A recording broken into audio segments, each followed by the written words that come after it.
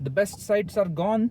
I'm already some meters down, but whatever the phone records. So this is where I'm descending right now from the Juvasshytta, or the place where it is 1800 meters above the sea level. So I had no thoughts of recording this, but it's really a nice view. So I don't think while going down it should be a big problem, except more load on the brakes. But when I was ascending, or when I was coming up, it was really scary, because a lot of vehicles were going down at top speed, and then on all these curves suddenly you lose the sight entirely, and then suddenly a vehicle shows up from the front. That is a bit scary. And then this is all a windy road, as you can see. I'll keep my mouth shut and I'll let everyone enjoy the view.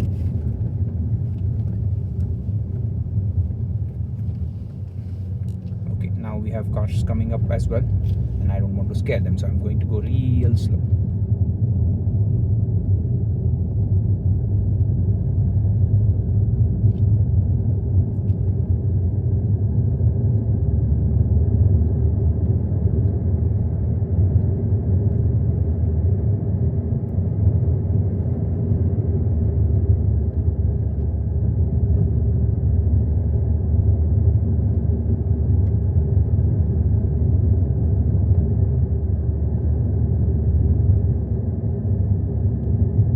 Trying not to exceed 40 kilometer speed, because then it would be a bit scary for me.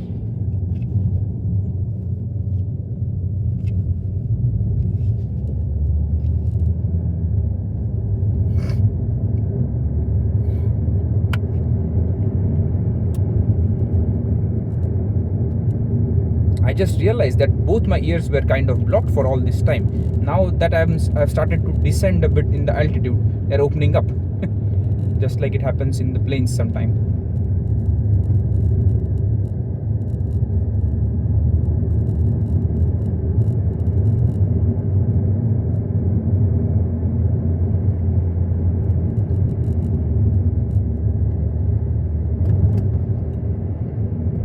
And another fact I learned about these roads is some places we have these unusual bumps.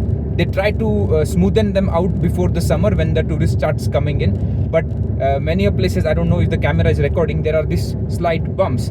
And it's not just about the road, but this entire area, since it sits on top of permafrost. So if you dig 300 meters down, there is permafrost here. So you see these kind of bumps that are there everywhere. And when during the winters, when this area is covered entirely with snow and ice, and the permafrost is kind of intact, and when it starts thawing in summer, and the upper areas or the upper snow melts, then it kind of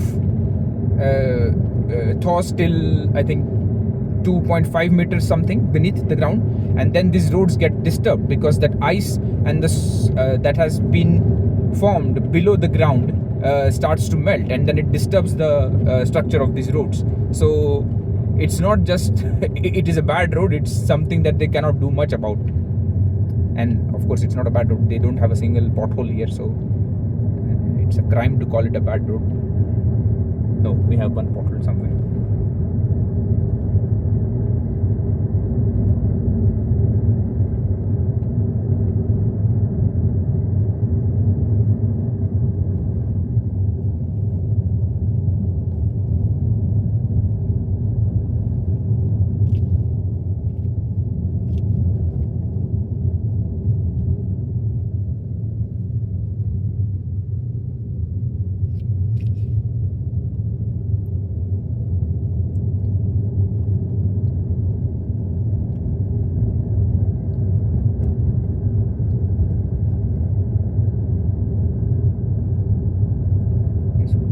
Nice place for an overnight camping. But just to remind you, when the winds hit here, they hit hard.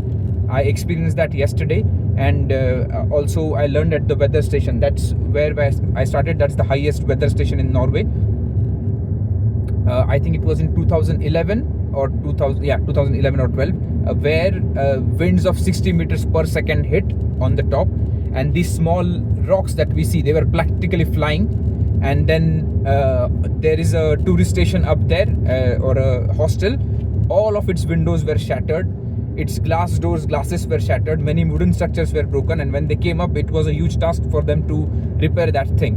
I think I saw some footage of how scary the winds could be up in the movie. So I don't really want to be here at night, or in if the weather is not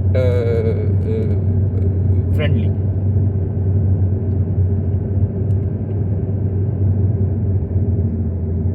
Let me try to move this camera slightly.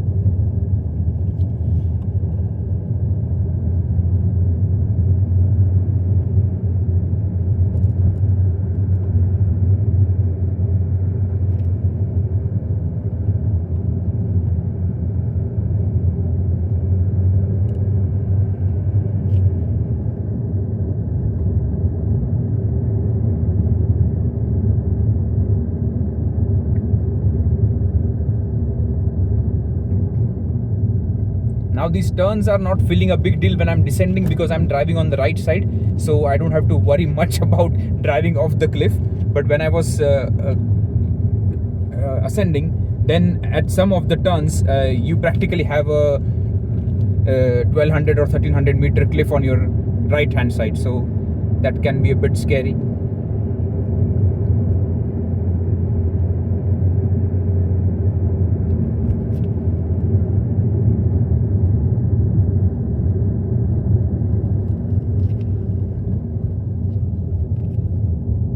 Some sheep.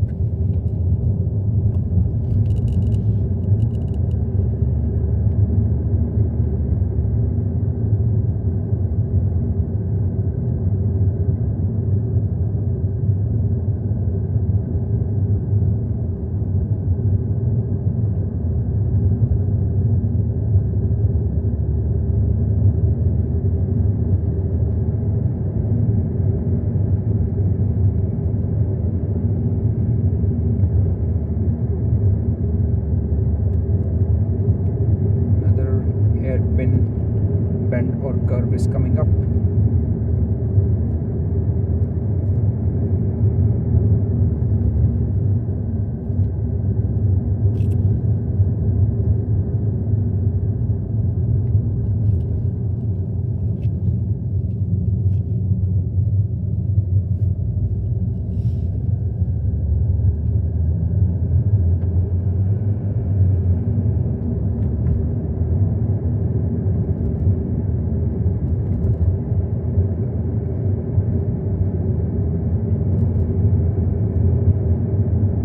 This road is such for almost 12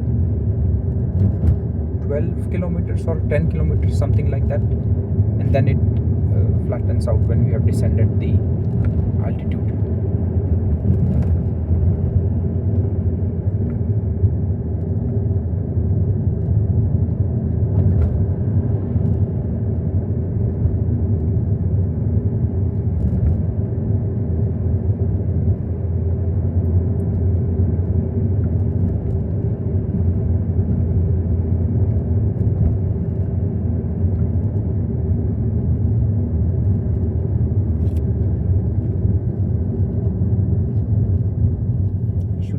My cycle and the cycle stand, it's getting a lot of jokes.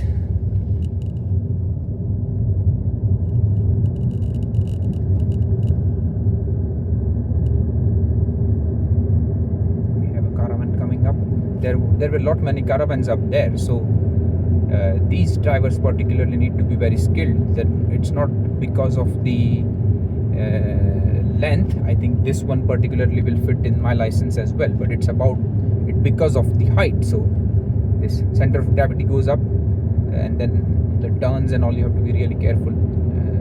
I get a bit worried when I drive SUVs. I'm more into station wagons, more stable, less threatening on the curves.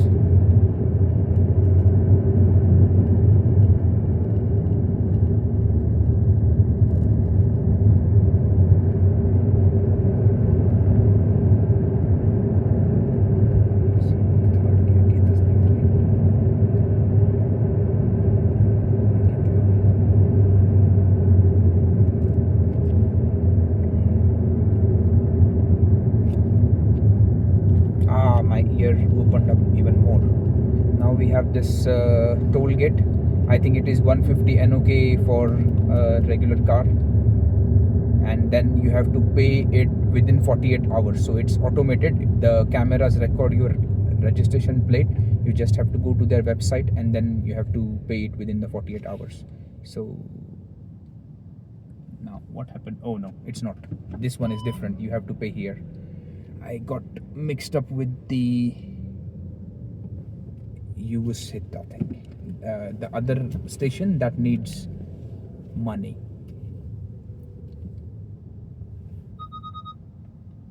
Now I'm going to take out my card. Yeah, so this particular Juvasshytta toll you have to pay right away. And if you go to places like Spitterstulen, there you have to pay it within 48 hours. So it's a good thing I don't have to remember. Now I'm resuming.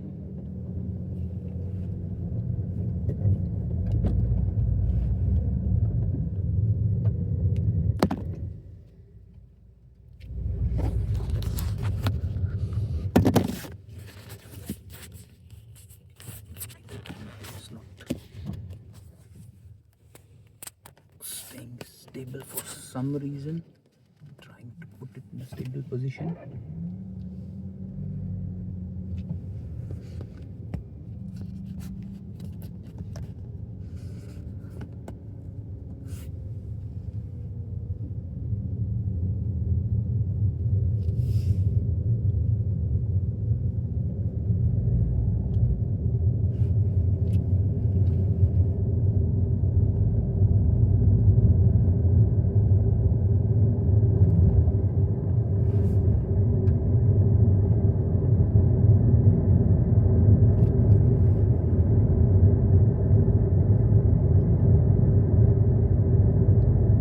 As far as I recall now, the grand views have ended, so this road still goes, there is still a lot of descent has been left, but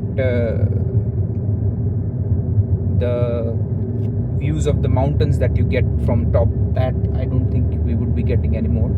So now it's just woods and trees. And that is one more thing I forgot to mention, that I learned today, is that this tree line. So that's where, if we see on the top, the trees that we see, that is called the tree line, and then that is kind of increasing every year in Norway because of the Norway, or not just Norway, but in many parts of the northern hemisphere, where you have this temperatures increasing, and then it causes the trees to grow a lot. I'm stopping this video now because it's getting a bit difficult.